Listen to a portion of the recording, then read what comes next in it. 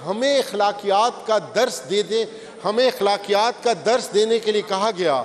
मैं सिर्फ ये कहूँगा कि एक इंतहाई बड़े मनसब का शख्स अपने मनसब को कम से कम ज़हन में रखते हुए उनको वो अल्फाज नहीं यूज़ करने चाहिए थे हमारी पार्टी और हमारी पार्टी की लीडरशिप के बारे में। तारीख़ हमें ये बताती है कि हर मकबूल सियासी लीडर को फ्रॉम टाइम टू टाइम अपने मकासद के लिए उसको सिक्योरिटी थ्रेट करार देकर उसको रास्ते से हटाने की कोशिश की गई।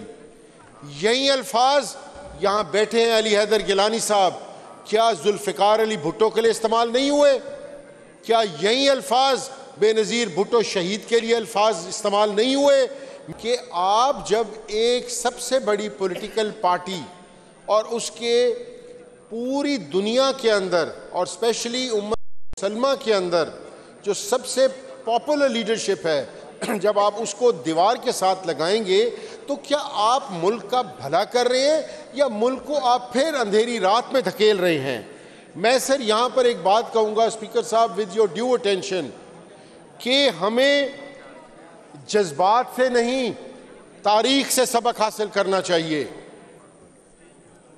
और तारीख हमें ये बताती है कि हर मकबूल सियासी लीडर को फ्रॉम टाइम टू टाइम अपने मकासद के लिए उसको सिक्योरिटी थ्रेट करार देकर उसको रास्ते से हटाने की कोशिश की गई।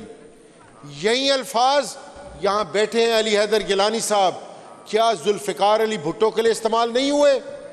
क्या यही अल्फाज बेनज़ीर भुट्टो शहीद के लिए अल्फाज इस्तेमाल नहीं हुए? मेरे तमाम मुअज़्ज़ज़ अरकान जो यहाँ बैठे हैं, क्या ये अपने दिल पे हाथ रख के बताएं कि ये अल्फाज इनकी लीडरशिप नवाज शरीफ के बारे में इस्तेमाल नहीं हुए थे क्या? मैं कोई नेगेटिविटी वाली बात नहीं कर रहा, I am only trying to narrate the history.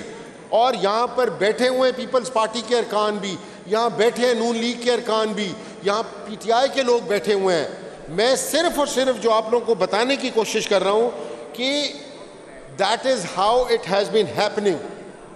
और मैं यहाँ ये कहना चाहूँगा कि एक प्रेस कॉन्फ्रेंस के अंदर जब हमें अखलाकियात का दर्स दे दें, हमें अखलाकियात का दर्स देने के लिए कहा गया, मैं सिर्फ ये कहूँगा कि एक इंतहाई बड़े मनसब का शख्स अपने मनसब को कम से कम ज़हन में रखते हुए उनको वो अल्फाज नहीं यूज़ करने चाहिए थे हमारी पार्टी और हमारी पार्टी की लीडरशिप के बारे में।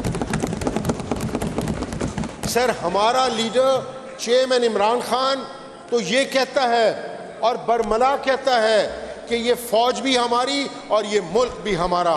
जब इंडिया के साथ आपकी वॉर शुरू हुई तो आप मुझे बताएं, क्या पाकिस्तान तहरीके इंसाफ के जो भी सोशल मीडिया एक्टिविस्ट थे उन सब ने मिलकर हमारी फ़ौज की सपोर्ट की?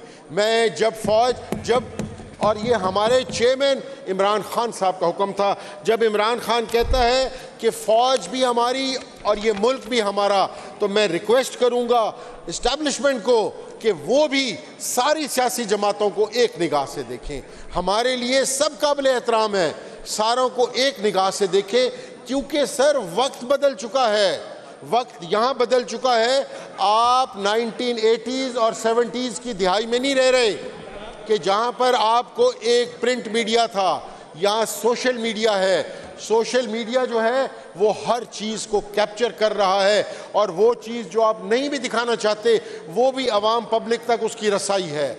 मैं यहाँ पर ये कहूँगा कि क्या अवाम को नहीं मालूम कि किस तरीके से सोशल मीडिया ने उनको दिखाया कि एक सियासी जमात जिसको इलेक्शन लड़ने से रोका गया, उसकी लीडरशिप को पाबंद सलासिल किया गया, उनके पेपर्स जिस अपना वो ख़त्म करवा दिए गए और उसके बाद इलेक्शन जो फरवरी 2024 का इलेक्शन जो था उसके अंदर फॉर्म 47 से किस तरह डाका मारकर उन्होंने अपना एक जेली हुकूमत बनाई। मैं कहना सिर्फ आपको इन अ पॉजिटिव सेंस चाह रहा हूँ, मेरी आप बात समझें कि आज वो चेयरमैन लीडर जो दुनिया का सबसे बड़ा लीडर है, पाबंद असल है, उसकी बीवी पाबंद सलासल है, उसकी बहनें हमारी बहनें हैं, कौम की बहनें हैं, वो सड़कों के ऊपर अदालतों के दरवाजे खटखटा रही हैं सिर्फ और सिर्फ भाई की एक झलक देखने के लिए। मीडिया के ऊपर टोटल ब्लैकआउट है, मीडिया के ऊपर टोटल पाबंदी है। और ये जो अभी लेटेस्ट आपने किया कि तीनों असेंबलीज, चाहे वो नेशनल असेंबली ऑफ पाकिस्तान है, चाहे वो सेनेट ऑफ पाकिस्तान है, चाहे वो प्रोविंशियल असेंबली ऑफ पंजाब है, उनके लीडर ऑफ अपोजिशंस को आप लोगों ने झूठे केसेस के अंदर उनको डिस्क्वालीफाई किया। और यहाँ मैं बताना चाहूँगा कि इस मुअज़्ज़ज़ ऐवान के 6 मेंबर्स को झूठे मुकदमात के अंदर कन्विक्ट करके उनको डिस्क्वालीफाई किया गया। उनका नाम लेना इंतहाई ज़रूरी है। मलिक अहमद खान बचर साहब, अपना हाजी सीला साहब, शेख शाहिद साहब, राय मुर्तज़ा इकबाल साहब, अंसर खान हरल साहब और जुनेद साई साहब। इनकी सिर्फ गलती ये थी कि इन्होंने जिस पार्टी टिकट पर ये मुंतखब होकर आए, इन्होंने उसका साथ दिया। मैं इन तमाम 6 के 6 MPs और उमर अयूब खान, चाहे शिबली फराज खान साहब हैं, चाहे चाहे जो हमारे लोग डिस्क्वालीफाई हुए हैं, मैं उनके लिए कहूँगा, जिस धज से कोई मक्तल में गया वो शान सलामत रहती है। ये जान तो आनी जानी है, इस जान की कोई परवाह नहीं।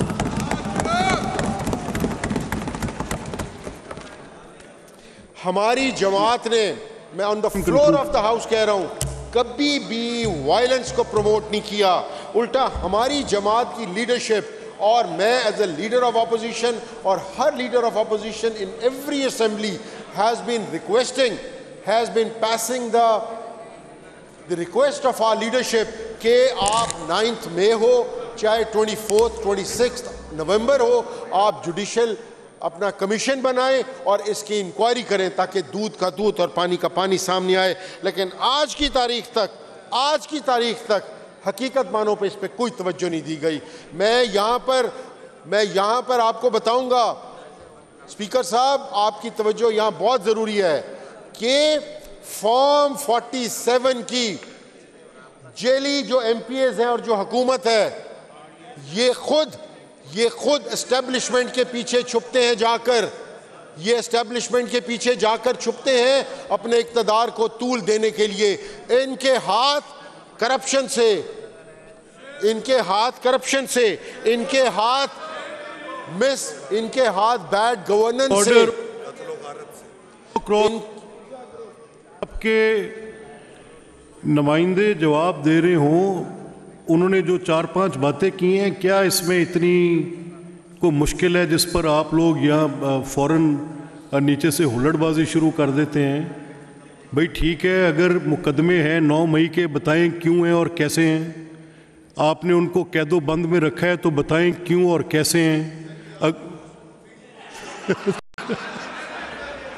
तो मैं तो यही कह सकता हूँ, वो खुद गल मुका लेने दो। कुरैशी साहब मुकाओ जी, तो कुरैशी साहब मुकाओ पहले सर। चलो और मुका भी दो। अच्छा मियाँ जी बैठो, पहले I have to give floor to information minister को ताकि वो जवाब दे आज जो कह रही हैं। मैं स्पीकर साहब विद ऑल ऑनेस्टी, और जो पब्लिक समझ रही है, जो पब्लिक कह रही है, मैं आपको कोई नेगेटिविटी इसमें न डालते हुए बता रहा हूं कि ये फॉर्म 47 की गवर्नमेंट की वजह से पूरे मुल्क के अंदर इश्तियाल है और जो पोलराइजेशन हो रही है, ये भाग कर एस्टेब्लिशमेंट के पीछे छुप जाते हैं क्योंकि इनके हाथ करप्शन से रंगे हुए हैं, इनके हाथ अपना बैड गवर्नेंस से, अपना इनके हाथ